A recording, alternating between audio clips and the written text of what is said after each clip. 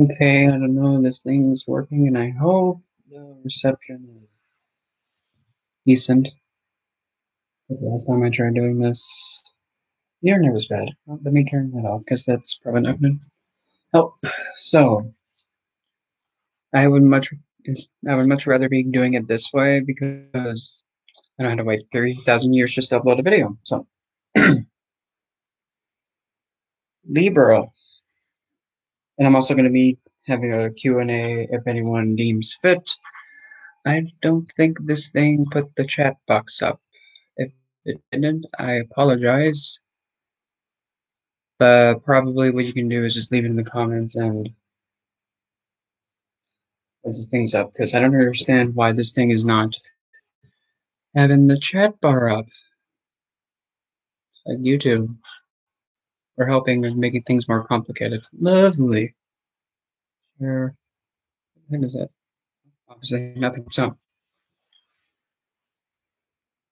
leap and don't mind background noise, because I can't do anything about that. So, Libra sign. Well, first off, the sign of Libra is the seventh sign in the zodiac book. It is the sign after Virgo. So if you're going through the original zodiac belt, you have Virgo and then Libra. Down so that way you don't really just see my talking head. So Libra. Well, moving forward from Virgo to Libra, again, like what I've been getting into, talking about how the sign before the sign that you're at, at the sign behind that sign is what that sign loses, if that makes sense. So you have Virgo, then Libra. So for Libra, their loss becomes what Virgo is, the loss of being able to critique, criticize, perfect, nitpick, and pretty much get to a point where something becomes like flawless. Libra actually loses that quality instead of gaining it, because for Libra, it's constantly trying to bring things just and balance between people. It's because it's a sign of partnership. If you have Virgo, that's all about nitpicking and perfecting and making sure everything is flawless and there's no tarnishment, no damages, no ailments, none of that. Instead, you Libra wants to make things balance, and Virgo's like, you nasty, you're gonna have to clean yourself up. Libra is more like, well, maybe we can try cleaning it like this, and maybe you might look beautiful. What do you say? See how much more easygoing it is? Then Virgo's like, girl, you tainted. Fix it. But Libra is obviously owned by Venus and is her Moltragone, and I say her because usually that's the common collective approach towards her. It's regarded as female, but in the traditional Vedic astrology, it's known as trying to pronounce his name, Shukracharya or Shukrata, and Libra is not only the sign about partnership and pretty much going together and compromising, it's also the sign of the courthouse. And it's also the sign of the marketplace, because originally how the sign of Libra was depicted, it wasn't just scales. It was actually a man with a thing of scales on his back that walked around the marketplace and kept like the whole marketplace in check to make sure everything was fair and balanced, because this was like way back. Back then, they even used salt as currency back then. So what they would do is that man with the scales would go around, and if he suspected that someone wasn't really being fair or just plop the scales down and just wait it out that way. And Libra, despite it being an air sign, is probably, of all the air signs, is probably the most feminine air sign. When it comes to the most masculine air sign, that's probably going to be that's mainly going to be your Aquarius. Gemini, like what I said before in the Gemini video, is not just two twins. It's a male and female unionship. So Aquarius is tending to be the most masculine air sign. Libra is way more gentle.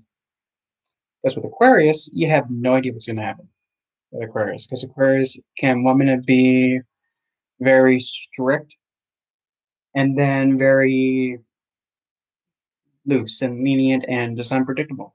Because you have no idea. Because you have air being restricted. You restrict air long enough, it's going to. But anyway, back to Libra. So Libra is the exaltation point of Saturn. Well, you take the planet that loves to give you your just desserts and you put him in a courthouse, and well, he thrives there. Not only that, he's also the planet of the everyday person. Libra's the marketplace, and the marketplace was where all the common people used to have to go to make a living, and they had to interact with one another and negotiate. Libra is also the debilitated spot for the sun. Or I think, why is the sun, someone's ego, weak in the sign of partnership and just being fair and just and considerate and compromising? Well, you're telling the king, yeah, you do have that crown on your head, but I'm sorry, honey, you're gonna have to go down and mingle with people, and you're gonna have to be nice. You're gonna have to learn how to compromise. You're not gonna be able just to walk up and say, "I want that, give it to me." Because if you have a king going up to a merchant, that's like the common folk, and the king's demanding, like an everyday Joe, to give him his grapes that he just picked for nothing. Of course, the merchant's gonna look at him like, "Really? You have no idea how much effort I had to go in and pluck these grapes off the plant, dude. You're gonna have to give me something for the grapes. I'll give you one piece of gold. One piece of gold for how many grapes? 20 grapes? Boy, you crazy. No. Two pieces of gold? Five." So you see how that compromise? Because the king just wants to come and go, take what he wants. Libra is like, you're gonna have to be a little considerate and balance it out. Then for Libra, regarding like stones and whatnot, here. So pretty much any soft stone or any stone of Venus, like for an example, of course, I'm just getting out of there. And completely ignore the obnoxious noise outside because there's no reason for it to be going on right now. But anyway, one of the most well-known ones is rose quartz. That's kind of like a staple. Rose quartz again. One is morganite. And then my absolute fandom stone of all time, care less about what anybody says about it, Kunzite.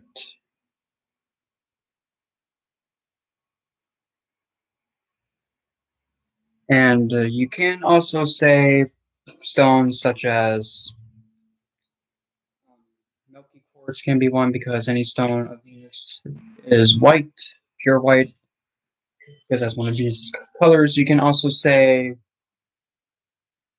possibly blue stones like blue aventurine. That can be one. Violaine, that's another one, even though that one's kind of a rare one to have. You can also use another one is like, well, not really rhodonite, but I'm trying to think of another one. There's one more, but that'll probably just pop in my head. I didn't even start thinking about it. Also with Libra, it's not it's a lot of people think that it's the sign of balance. It is, but one of the things they have struggles with is actually being balanced. That's just how it is. Because Libra is always trying to balance something out, somehow, some way, shape, or form, and it will drive them nuts. There's always something that they're trying to get balanced. You probably think, but isn't that critiquing? No, because Libra balances make things fair for everyone.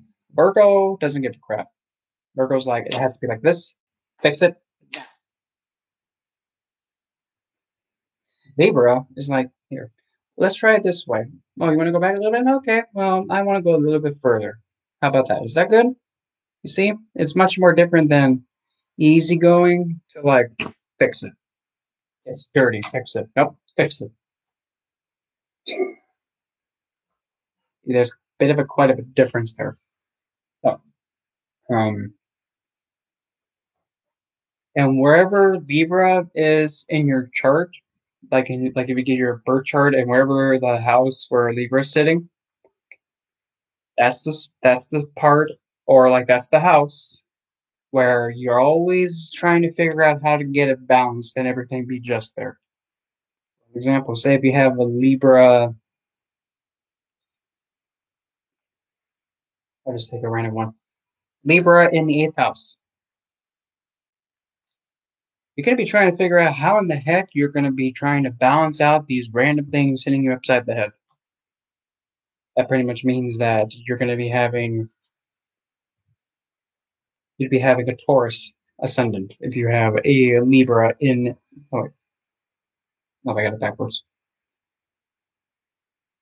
Yeah, no, I was right. I think my brain is going too fast. But if you have a Libra in the eighth house,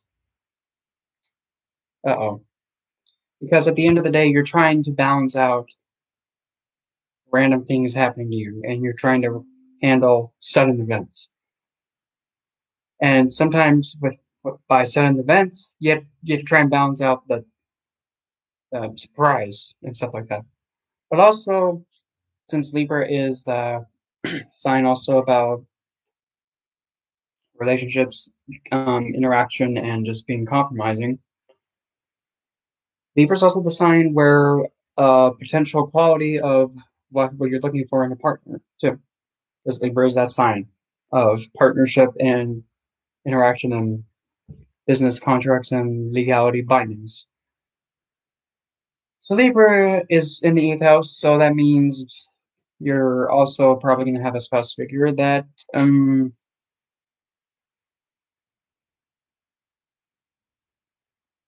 is very random. Yeah, I have no idea what's going to happen. But also Libra in the eighth house also shows that potentially too spouse figure may be involved in occult means, or they might be a little bit secretive, or they might be someone who does surgery, because that's the eighth house, original house of Scorpio. But also at the same time too with Scorpio is that Libra in the eighth house, you might actually be very when it comes to doing the nasty, you might actually try and be compromising about it. I know that sounds so weird, but eighth house is the house of the nasty. You put Libra there, you're like, maybe is it my turn maybe to try that? Could no, okay. See? It's weird, but that's just what that energy does in there. Um Now regarding to like the body part, we're all ladies here, calm down. So Libra would be mainly like in the hip bone area, like about right here. Well, because it kind of does actually be like a scale, like the hips, about right in here.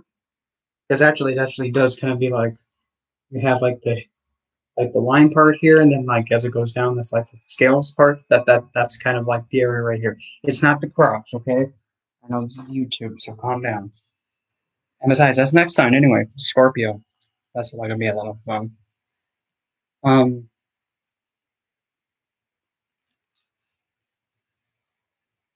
I think pretty much I covered pretty much a good majority of everything, and I mean I would have put it up for Q&A, but this stupid thing is like, oh, I forgot to put the chat up.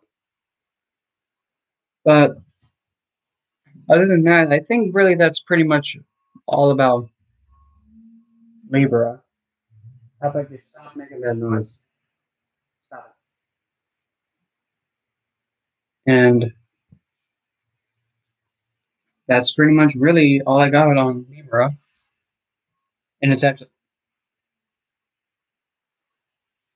really good. Tires fall off mid-drive. But anyway, so pretty much, yeah, that's really all I got for Libra. And the next sign is going to be Scorpio. But before I go, I have one more thing I wanted to share. So I'm almost finished with my um, services page, I guess. But this is what my logo looks like. Yep, and I actually made it myself on a phone app. But still, every little thing on this thing has significance to it. And probably the people that just do Western astrology, they probably may understand. Why do you have a crocodile that looks like he has a Saturn tattoo on his jugular? And why the heck is there a monkey with a bow on his head on its back, climbing it and then looking up at a comet that land on their head? Oh, it all has significance to it. But if you are practicing Vedic astrology, you'll know. I would hope you would know that you'd be able to be like, "That's very clever," because yeah, there's a lot of symbolism in this logo hot mess I made. But that is the sign of Libra. Um, the next sign is going to be Scorpio, and if I feel up to it, I might even start the next part of the thing that I was saying I was going to do. And I'll just put up the next live stream so that way people can actually be prepared, and rather than me like how I was, just like, oh, surprise, here I am, just out of nowhere. And if somebody comes, yay. If not, oh well, jump off a cliff, I guess. Oh, this was Libra, and I will see you guys on the next stream.